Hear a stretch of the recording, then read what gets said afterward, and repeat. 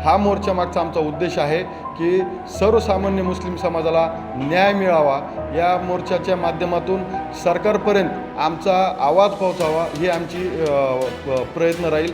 आणि जे आमच्या हक्काचं आहे, जे आरक्षण, आम्ही त्या हक्काची लढाई सर्व समाजाने एका जाग्यावर सोबत यावं ही आमची समाजाला विनंती आहे।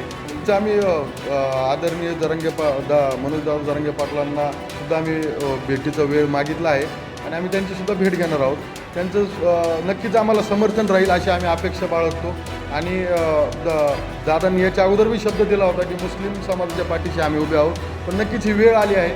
बघूत आता आम्ही भेट झाल्याच्या नंतर एक 10-15 दिवसापूर्वी किंवा महिना झाला असेल बहुतेक त्याला, आम्ही 12 जिल्ह्यातून सप्तरंग सामाजिक प्रतिष्ठानच्या माध्यमातून आम्ही प्रत्येक जिल्हाधिकारी कार्यालयावर आम्ही निवेदन पोहोचवले होते। त्या निवेदनाच्या माध्यमातून आत्तापर्यंत आम्हाला कसलीही एक पोचपावती मिळालेली नाही आहे, कसली आम्हाला एक कल्पना मिळाली नाही आहे। तरी आम्ही हा मोर्चा राज्य सरकारच्या विरोधात काढत आहोत की आमच्या हक्काचं आम्हाला द्या, आम्ही कोणाच्या ताटातलं मागत नाही आहेत। जरी EWS असेल तरी आम्हाला एक सपशेल असं टिकेल असं आरक्षण SCBC सामाजिक आणि शैक्षणिकदृष्ट्या मागास असलेल्या घटकांना आरक्षण देण्यात यावं। आणि त्यासोबतच आमची अशी मागणी आहे की एक मुस्लिमांसाठी मागासवर्ग आयोग स्थापन करावा।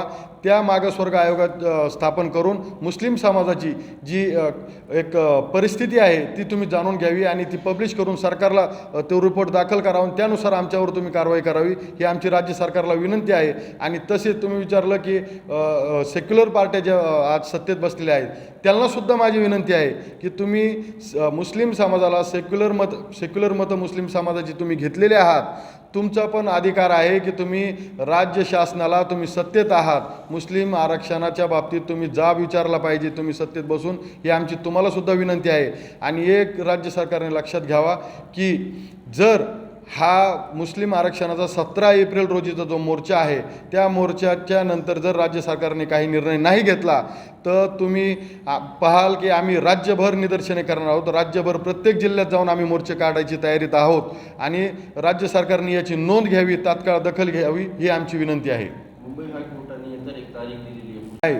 मुंबई हायकोर्टाने एक विशेष टिप्पणी केली आहे राज्य सरकारवर की तुम्ही हे आरक्षण कोणत्या बेसिसवर रद्द केलं आहे, की आम्हाला 3 आठवड्यात तुम्ही अहवाल सादर करा, असं राज्य सरकारला मुंबई हायकोर्टाने एक सवाल विचारला आहे। आणि त्याची 4 मे अशी तारीख आहे काहीतरी असं मला कळतं आहे।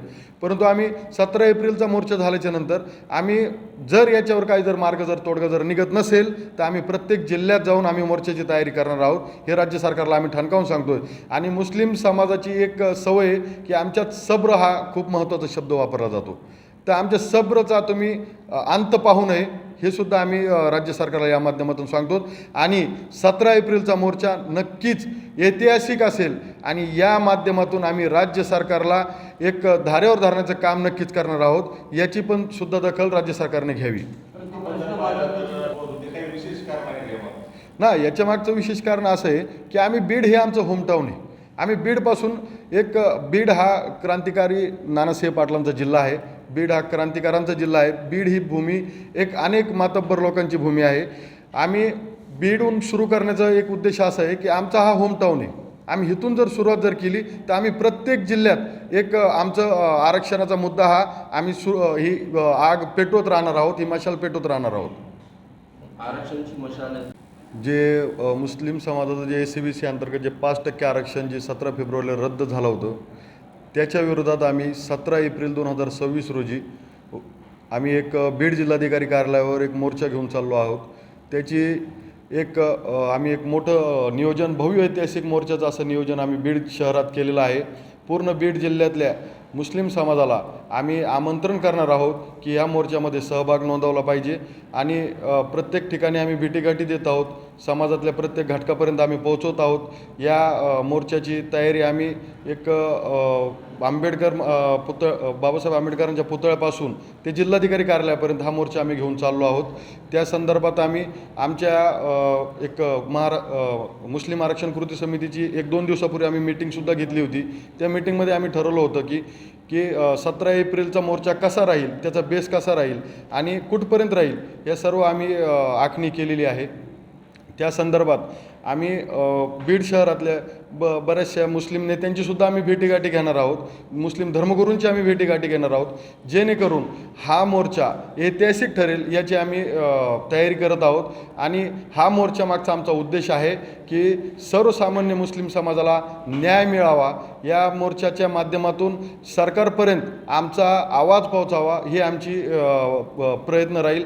आणि जे आमच्या हक्काचं आहे, जे आरक्षण आम्ही त्या हक्काची लढाई सर्व समाजाने एका जाग्यावर सोबत यावं ही आमची समाजाला विनंती आहे. अशी आम्ही समाजासमोर विनंती करत आहोत. नाही, जरांगे पाटलांचा मोर्चा हा आमच्या आम्ही आदरणीय मनोजदादा जरांगे पाटलांना सुद्धा आम्ही भेटीचा वेळ मागितला आहे आणि आम्ही त्यांचीसुद्धा भेट घेणार आहोत. त्यांचं नक्कीच आम्हाला समर्थन राहील अशी आम्ही अपेक्षा बाळगतो. आणि दादांनी याच्या अगोदर बी शब्द दिला होता की मुस्लिम समाजाच्या पाठीशी आम्ही उभे आहोत, पण नक्कीच ही वेळ आली आहे की बघूत आता आम्ही भेट झाल्याच्या नंतर.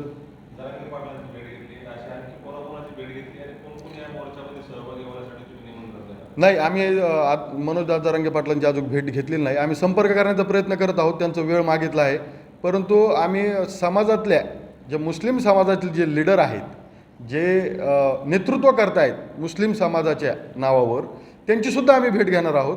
त्यांनासुद्धा विनवणी करणार आहोत आम्ही की बाबा ही खरी वेळ आहे, याच्यात अरबाज कोण आहे, कोण पुढं राहून करतं आहे, कोण तुम्ही या पुढं. आमची तुम्हाला विनवणी आहे की तुम्ही आमच्या 10 फूट पुढं राहा, आम्ही तुमच्या 10 फूट मागं राहू, पण समाजासाठी एकत्र या. जसं की मनोजदादा जरांगे पाटलांनी केलं की एक समाज म्हणून संपूर्ण समाजाला त्यांनी जागेवर आणण्याचं काम केलं. तसंच बाकीच्या आमच्या मुस्लिम नेत्यांना सुद्धा माझी विनंती आहे की तुम्ही समाजासाठी एकत्र यायला हवं.